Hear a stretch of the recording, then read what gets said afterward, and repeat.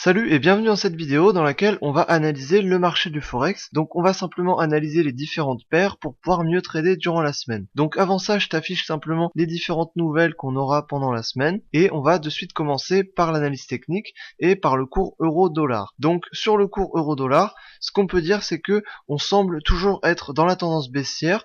Maintenant le cours a rebondi sur le niveau des 1,13 juste ici. Donc le cours a rebondi ici à la hausse. On est venu marquer un sommet mais qui reste quand même plus bas que les anciens sommets, donc c'est ce qui me fait dire qu'on reste dans la tendance baissière. En plus de ça, on a marqué une grosse bougie baissière juste ici, donc du coup ça indique vraiment qu'on reste plutôt dans cette tendance baissière. Donc possiblement le niveau des 1,13 fait toujours office de niveau de support et il peut même possiblement être cassé, et donc si le niveau des 1,13 est cassé, on partira fortement à la baisse, et ensuite à la hausse, les niveaux de résistance ce sera le niveau des 1,14, le niveau des 1,14,5 et ensuite le niveau des 1,15,5. Donc voilà, sur la paire euro-dollar, on reste principalement baissier puisqu'on a marqué un sommet qui est plus bas que l'ancien sommet, donc possiblement on reste dans cette tendance baissière ici. Donc on reste dans cette tendance baissière, simplement le cours a rebondi sur le niveau des 1,13, donc possiblement le cours peut casser ce niveau là s'il part plus à la baisse, et donc si ce niveau là est cassé, le cours partira plus à la baisse pour possiblement rejoindre le plus bas juste ici. Donc pour l'instant on reste principalement dans cette tendance baissière, simplement le cours semble stagner un petit peu plus par rapport au début de cette tendance.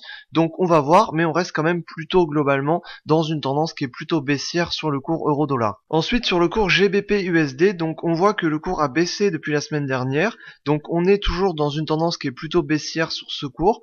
Donc logiquement on peut continuer dans cette tendance baissière. En plus de ça, on n'a pas atteint le dernier plus bas ici, donc logiquement on peut aller l'atteindre et on peut venir chercher ce plus bas ici. Alors globalement le cours a plutôt baissé, mais il a également oscillé entre ces deux bornes ici, donc logiquement on peut continuer dans cette tendance baissière et rallier le plus bas ici, donc qui correspond d'ailleurs à deux plus bas, donc ici et ici.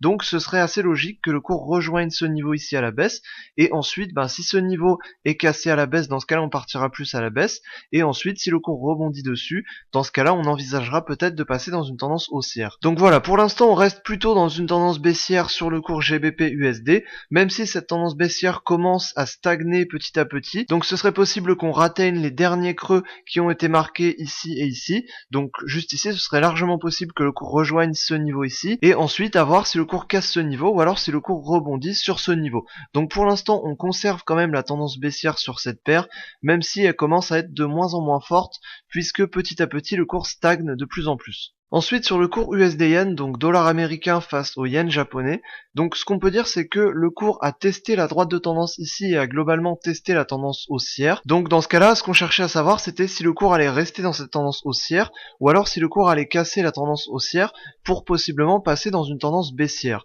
Donc au final, on voit que le cours a testé cette tendance haussière plusieurs fois et au final, il reste quand même dans cette tendance haussière puisque on vient marquer des creux qui sont de plus en plus hauts. Donc ça signifie vraiment qu'on est dans une tendance haussière.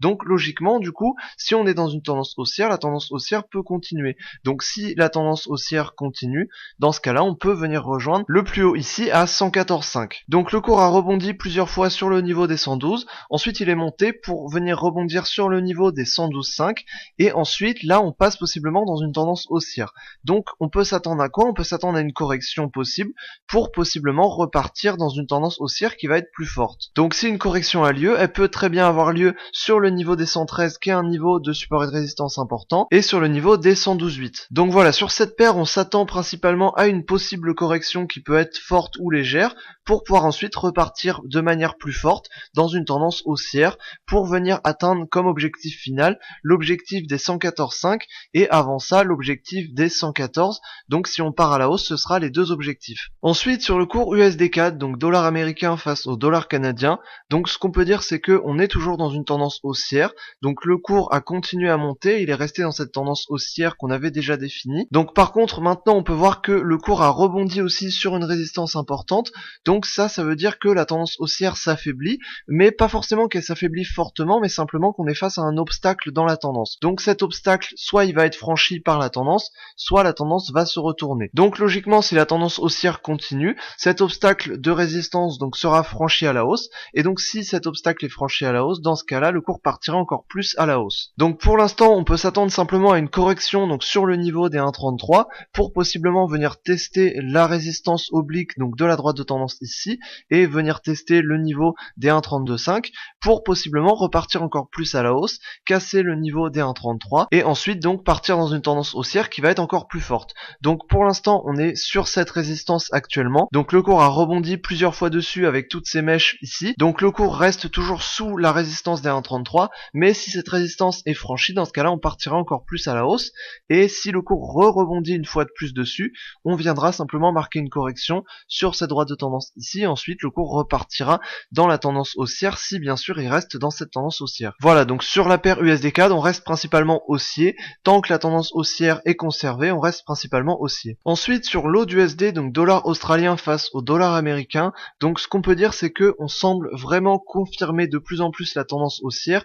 Et là, on peut même dire que on est quasiment dans la tendance haussière. Donc ici, on vient casser cette droite de tendance ici, donc cette droite de tendance baissière. Et depuis quelques temps déjà, on voit que les creux sont de plus en plus hauts et les sommets sont également de plus en plus hauts. Donc logiquement, ce qu'on peut dire, c'est que le cours peut continuer dans cette tendance haussière qui semble vraiment se confirmer petit à petit. Donc logiquement, qu'est-ce qu'on peut attendre ici? On peut attendre donc que le cours continue à partir à la hausse. Donc s'il part à la hausse, on viendra chercher donc le niveau des 0,735 et aussi des 0,745. Et si le cours marque une correction, donc simplement pour redescendre, pour reprendre de l'énergie, pour pouvoir ensuite repartir à la hausse, dans ce cas-là, on viendra sur cette droite de tendance ici, qui n'a pas encore été confirmée. Donc si on vient marquer un troisième creux ici pour confirmer cette droite de tendance, ce serait parfait. Et dans ce cas-là, on confirmerait encore plus la tendance haussière. Donc actuellement le cours est sous une résistance, donc pour l'instant vu qu'il est sous une résistance, on va attendre de voir si cette résistance va être cassée à la hausse et dans ce cas là on aura un mouvement haussier qui peut être fort. Et si le cours rebondit sur cette résistance, dans ce cas là on peut très bien marquer une correction donc sur un niveau intermédiaire et sur cette droite de tendance ici pour ensuite revenir tester cette résistance et possiblement la casser à la hausse. Donc voilà, sur l'AUD-USD on reste principalement haussier puisque la tendance haussière semble vraiment s'affirmer petit à petit. Donc on va attendre de voir vraiment si cette tendance est vraiment confirmée, même si elle semble l'être. Donc pour l'instant, on va principalement trader plutôt à la hausse sur cette paire. Ensuite, sur le cours NZD-USD, donc dollar néo-zélandais face au dollar américain, donc ce qu'on peut dire c'est que on est en tendance haussière ici, donc on est sorti de cette grande tendance baissière ici pour ensuite partir vraiment à la hausse, et donc pour l'instant on est actuellement sous une résistance. Donc quand on est sous une résistance comme ça, on va attendre que le cours franchisse cette résistance dans le sens de la tendance, donc là on a une tendance haussière, donc on va attendre que le cours franchisse cette résistance à la hausse. Donc avant de franchir cette résistance à la hausse, le prix peut très bien marquer une correction. Donc ça peut être possiblement une correction qui vienne atteindre le niveau des 0,676 qui correspond au dernier creux et on peut même atteindre le niveau des 0,67 au maximum pour ensuite possiblement revenir à la hausse, casser cette résistance et ensuite partir encore plus dans une tendance haussière. Donc pour l'instant sur cette paire on reste principalement haussier puisque la tendance haussière semble vraiment se confirmer. On a marqué un creux qui est toujours plus haut que le dernier creux, donc on reste dans cette tendance haussière. Maintenant pour le moment on est sous une résistance, donc on va attendre de voir si cette résistance va être cassée ou alors si le cours va rebondir sur cette résistance. Mais on restera à trader principalement à la hausse sur cette paire. Voilà, donc j'espère que je t'aurai aidé dans cette vidéo à mieux analyser les différentes paires du Forex pour mieux trader cette semaine. Si c'est le cas, tant mieux. Et si toi-même t'as fait une analyse sur le marché du Forex, n'hésite pas à me dire tout ça en commentaire, c'est toujours intéressant d'échanger là-dessus, sur les différentes analyses qu'on peut faire sur ce marché-là. Donc voilà pour cette vidéo, j'espère que je t'aurai aidé, et sur ce je te dis à la prochaine dans une autre vidéo, salut.